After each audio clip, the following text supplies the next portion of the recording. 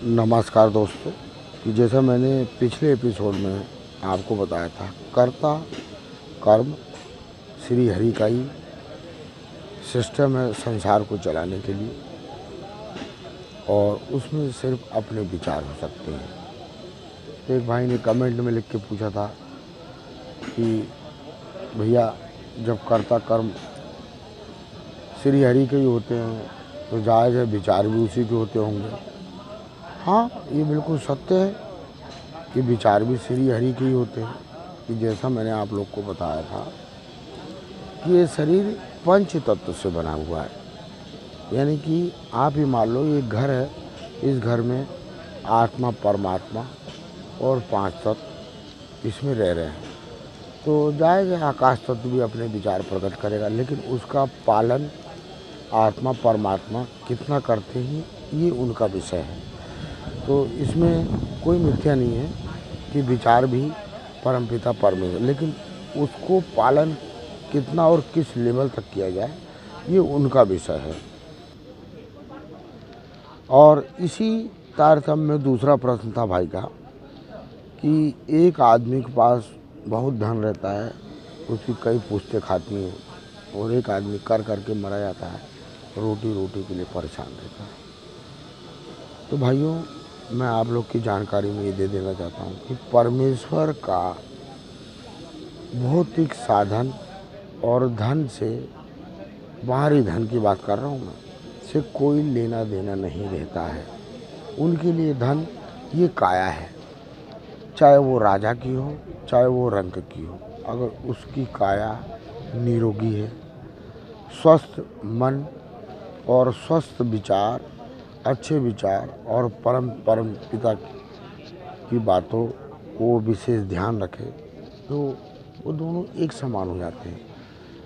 इसमें वो ना अमीर में गिना जाएगा ना गरीब में गिना जाएगा।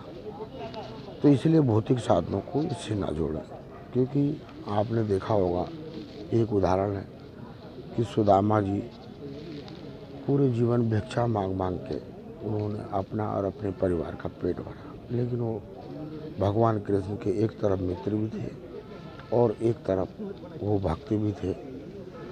तो दान के समय क्या स्थिति आई कि प्रभु भगवान कृष्ण आज तक सुदामा के कर्जदार रहे। क्यों? कि उसने जिस कंडीशन में 3 मुट्ठी उनको दिया था वो एक भौतिक चीज़ थी। तो भौतिकता में क्या हुआ कि वो आज तक वो ऋणी रह गए, क्योंकि उसकी बराबरी नहीं कर पाए। वो 3 मुट्ठी दान का कर्जा नहीं चुका पाए। लेकिन एक भक्त के रूप में उन्होंने अपने सेवक की, अपने चाहने वाले की, आपने देखा होगा, आके स्वयं सेवा की। तो भगवान और भक्त की एक बराबरी हो गई, लेकिन दोस्ती में, भौतिकता में वो बराबर नहीं रह पाए। इसलिए दोस्तों, ये शरीर ही धन है परमेश्वर का, इसको भौतिक धन से कभी आकलन ना करें। क्योंकि एक फ़कीर की क्या होती है कि चाह मिटी चिंता मिटी मनवा बेपरवाह, और जाको कुछ नहीं चाहिए बे शहंशाहों के शहंशाह। तो ये बताओ, आप जो सड़क पर ये सोच ले के बैठा है फ़कीर, वो शहंशाह है कि वो 1 करोड़ की गाड़ी चलाने वाला है, वो भिखारी है।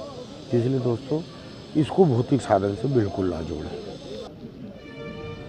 तो मेरे ख्याल से मेरे दोस्त, आपको दोनों सवालों का जवाब मिल गया होगा कि कर्ता कर्म में विचार भी परमेश्वर के होते हैं, लेकिन उसका पालन उस शरीर से कितना, किस लेवल तक करवा जाए, ये भी परमपिता परमेश्वर का विषय है सृष्टि को चलाने के लिए।